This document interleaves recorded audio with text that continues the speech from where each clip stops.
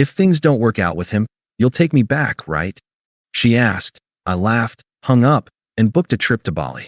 She just got dumped and my flight is tomorrow. Hey viewers, before we move on to the video, please make sure to subscribe to the channel and hit the like button if you want to see more stories like this. Thanks. The clink of my fork against the plate sounded like a gunshot in the tense silence of our table. I watched Maya, my girlfriend of 3 years, scroll through her phone under the white linen tablecloth, her thumb moving with a frantic energy she never reserved for our conversations anymore. Big news at work? I asked, trying to keep my voice light, neutral. I'd become an expert in neutral. She didn't look up. Oh, yeah, something like that. This had been the rhythm of our lives for the past 2 months. A slow, creeping distance that started with delayed text replies and had evolved into entire evenings spent in the same room, but in different universes. Tonight, she was dressed for a photo shoot, not a casual dinner at our regular spot. A little black dress that was new, heels that were definitely not made for walking. I'd complimented her when I picked her up, and she'd just said, "A girl has to make an effort sometimes, Alex," with a tone that implied I usually didn't. "The salmon's good," I offered. Another peace treaty launched into the void. "It's fine," she said, finally placing her phone face down on the table, a deliberate act of sacrifice. Her eyes, a brilliant green the first once thought I could drown in, scanned the room, looking anywhere but at me. A bit overdone, honestly. Not as good as last time. There was no last time. We'd never eaten salmon here before. I let it go. Letting things go had become my primary function. "Everything okay, Maya? Really?" I asked, abandoning the pretense. "You've been distant." She sighed, a long-suffering sound I knew well. It was the sigh that preceded a lecture about how I was being needy or overly sensitive. "Everything is fine, Alex. It's just adult stuff. Work is intense. You wouldn't understand the pressure." There it was. The gentle pat on the head. You, my simple, unambitious boyfriend, couldn't possibly comprehend the high-stakes world I inhabit. I was a graphic designer who ran my own small, successful agency. I understood deadlines and clients just fine, but I'd learned that pointing this out only led to longer, more condescending sighs. "Right?" I said, swallowing a mouthful of that overdone salmon. It tasted like ash. "Just checking in." She offered a thin, perfunctory smile. "That's sweet, but I'm handling it." The rest of the meal passed in a blur of small talk, so brittle it could shatter. I paid the bill, another silent ritual. As we walked to the car, she walked a half step ahead of me, her posture rigid. The connection was gone. I felt like I was escorting a glamorous stranger back to her hotel. A week later, the silence in my apartment was a physical presence. It was a Tuesday night. I was on the couch, sketching idly, when I heard her key in the lock. My heart did a foolish, hopeful little jump. She hadn't used her key in weeks, always texting me to let her in. She breezed in, her cheeks flushed, her eyes bright with an excitement that was a stark contrast to her restaurant gloom. She looked triumphant. "Hey," I said, setting my sketchbook aside. "Alex," she said, her voice breathy. She didn't take off her coat. She just stood in the middle of the living room, as if she were a real estate agent about to tour the place. "We need to talk." Those 4 words. They hit me in the chest with the force of a physical blow. I knew.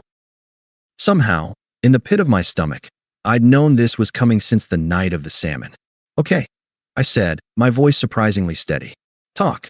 She took a deep breath, but it wasn't a nervous one. It was the breath of someone about to deliver a well-rehearsed speech. "I've met someone." The words hung in the air, simple and devastating. "His name is David." She said the name like it was a precious artifact. "He's a partner at a venture capital firm. He's incredible, Alex. The things he's done, the life he leads, he has a plane. A literal, private plane." I stared at her. I tried to process the words, but they were so absurd, so cliché, they just bounced off my numb brain. A plane? She was leaving me for a guy with a plane? "So," I managed, the words feeling thick in my mouth. "That's it. 3 years, and you're leaving because he has a plane?" A flicker of irritation crossed her face. "Don't be reductive, Alex. It's not about the plane. It's about what it represents. Ambition, drive, a life without limits." Her eyes swept over my cozy apartment, over my sketchbook on the couch, over me. "You're comfortable. You're my comfort zone.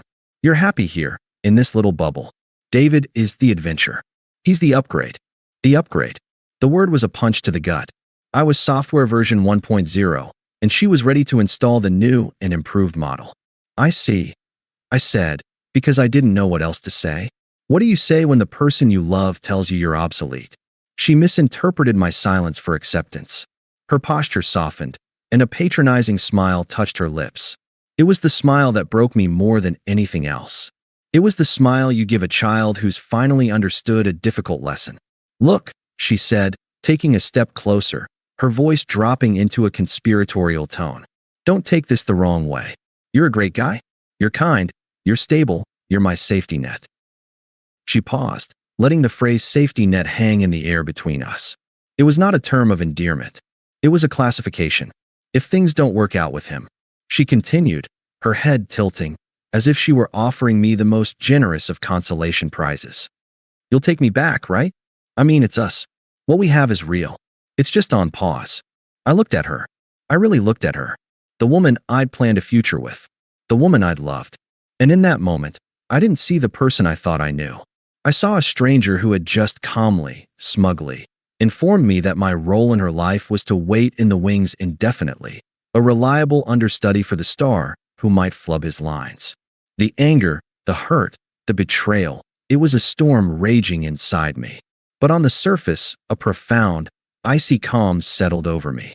It was the calm of finality, of a door not just closing, but being locked and bolted forever. I didn't yell. I didn't cry.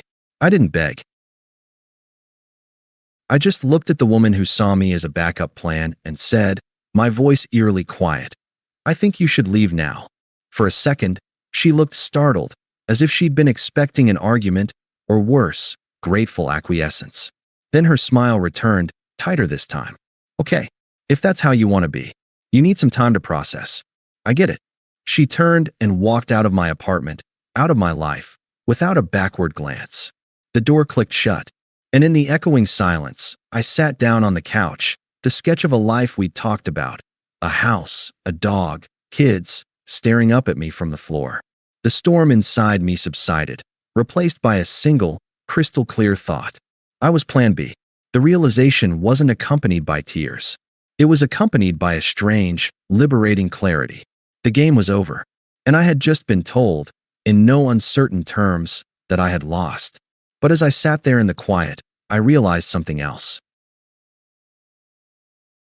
The only way to lose a game you never agreed to play was to finally, calmly, walk off the field. The click of the door was the period at the end of a 3-year sentence. I didn't move. I just sat on the couch, the hum of the refrigerator the only sound in the sudden, vast emptiness of the apartment. The air still carried a faint trace of her perfume, a scent I'd once associated with homecoming, now just the ghost of a lie. The storm of emotion I expected, the rage, the gut-wrenching sorrow, never broke. Instead, a deep, unnerving calm settled over me, like fresh snow smothering a landscape. It was the calm of absolute certainty. There was nothing to fight for, nothing to salvage. She hadn't just broken up with me. She had demoted me. The clarity was brutal, but it was also clean. There were no messy, unanswered questions. I knew exactly where I stood, on the bench. I stood up, my movements mechanical. My eyes fell on the sketchbook on the floor. It was open to a page where I'd been idly drawing a concept for a new logo, a twisting, abstract knot that resolved into a bird in flight. The irony was so sharp it was almost funny. I picked up the book and closed it. That life, the one I'd been sketching with Maya in the margins, was gone. My gaze swept the room, and for the first time, I saw it not as our space, but as a museum of my own naivete. The framed photo on the bookshelf from our trip to Colorado, her laughing, me looking at her like she hung the moon.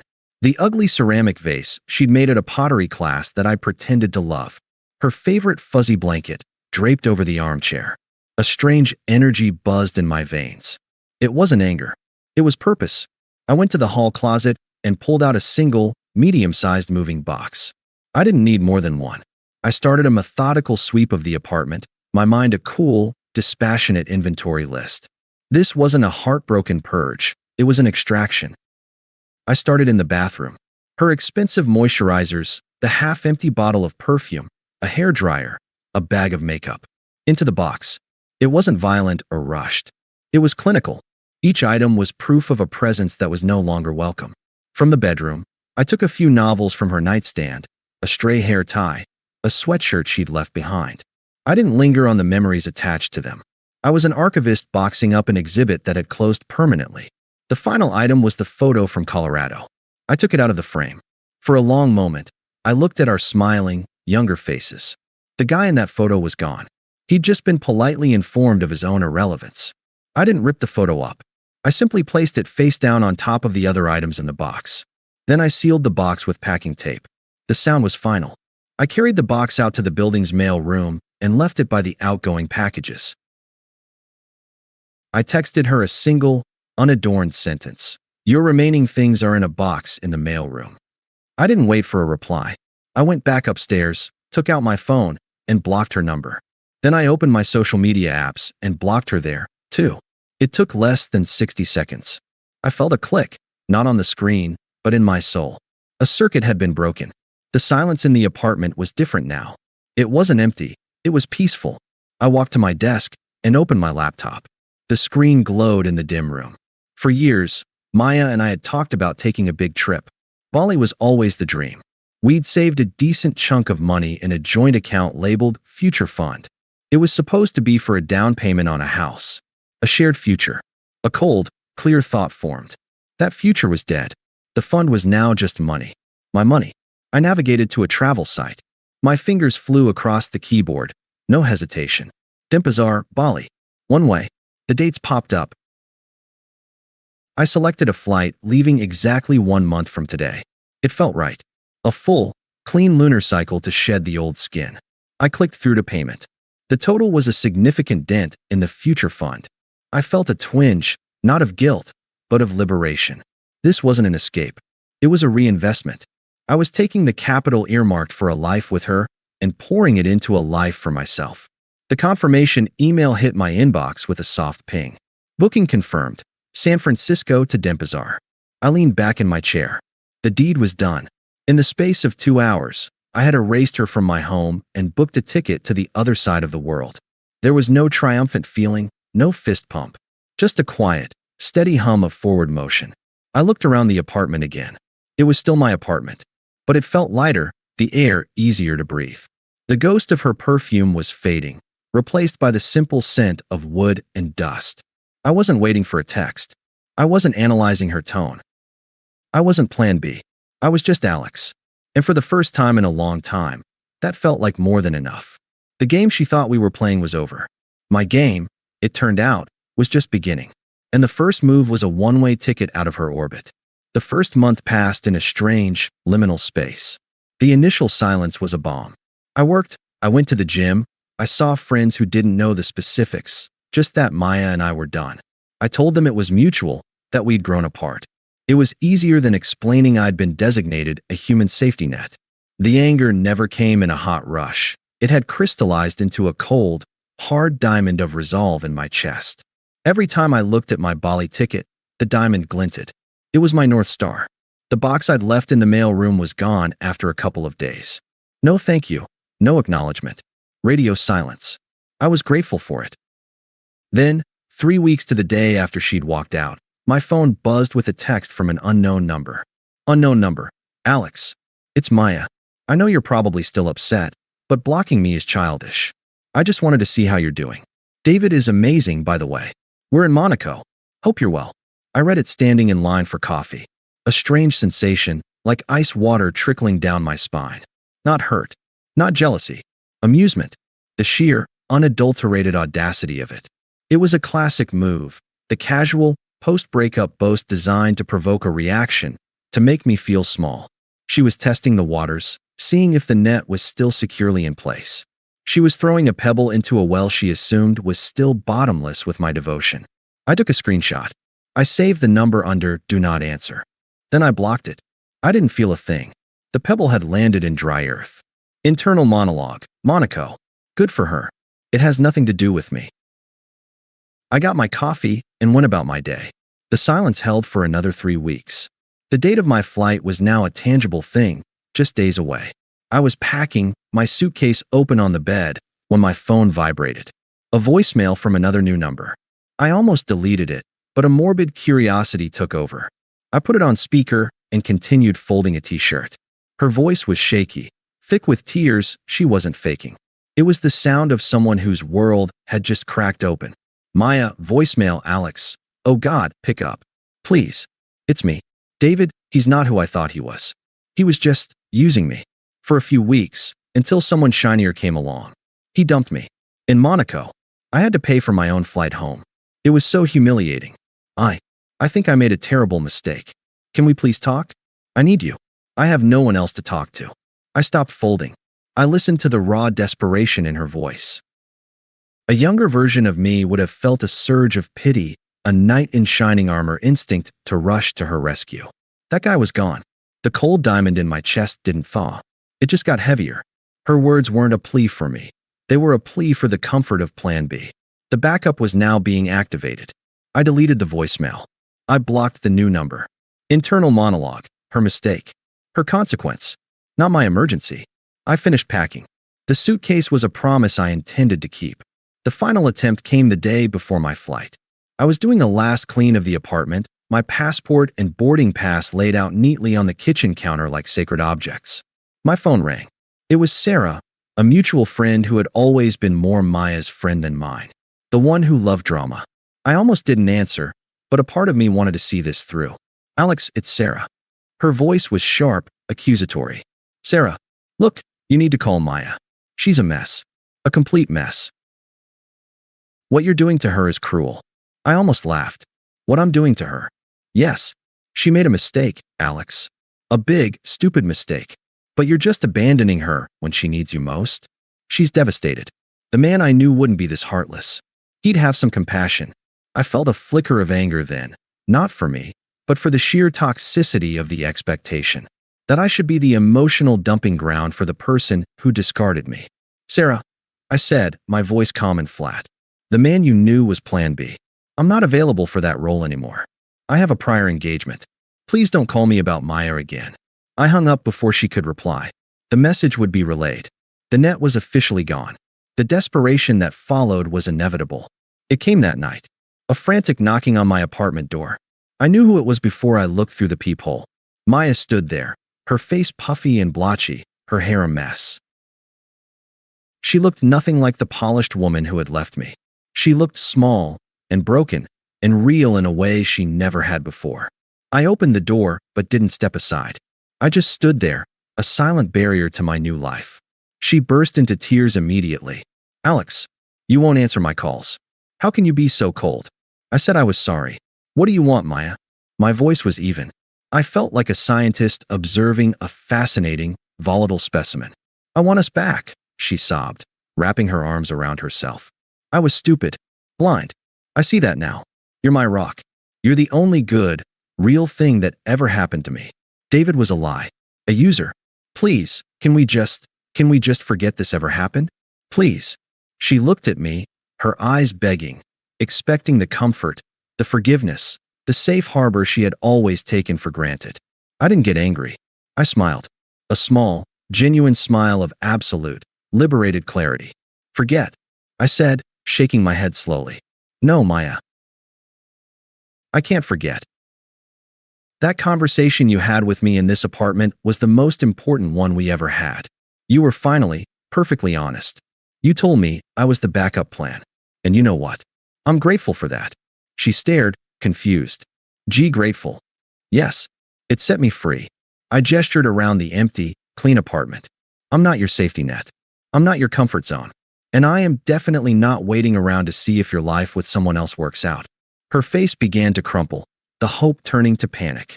She saw my packed bags by the door. Where are you going? I turned and walked the few steps to the kitchen counter. I picked up my passport and the printed boarding pass. I held it up so she could see the destination, the date, the time. The flight was in 10 hours.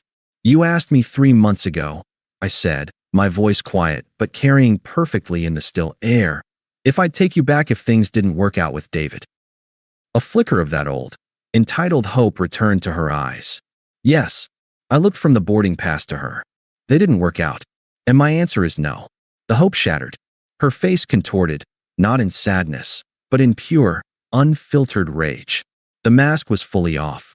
This was the real her, the one she hid beneath the tears and the apologies. "You're a bastard," she spat, her voice venomous. "A cold, heartless bastard. You were never the man I thought you were. You're just pathetic."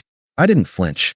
I just looked at her, this angry, humiliated stranger on my doorstep.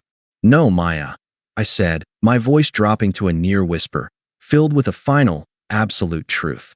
"I'm exactly the man you told me I was. The one who plays it safe." I glanced at the ticket in my hand, then back at her. "And right now, the safest thing for me is to get as far away from you as possible. Goodbye." I didn't wait for a response. I closed the door. Not a slam, but a firm, definitive click. The sound of a vault ceiling. The next morning, I took a taxi to the airport. As the plane lifted off, climbing through the clouds, I looked down at the city shrinking away. The storm of her arrival, the silence of my exit, the desperate unraveling of her attempts. It all felt like a story that had happened to someone else. I leaned back in my seat. She was right about one thing. David was an adventure. He was the adventure that showed me I was worth more than being someone's consolation prize. And for that, I supposed, I owed them both a thank you. The plane turned, heading west, toward the sun. I closed my eyes, not to sleep, but to rest in the quiet, profound peace of my own irreplaceable company. Thanks for watching. Make sure to subscribe to the channel and hit the like button. What do you think about this story? Share it in the comments.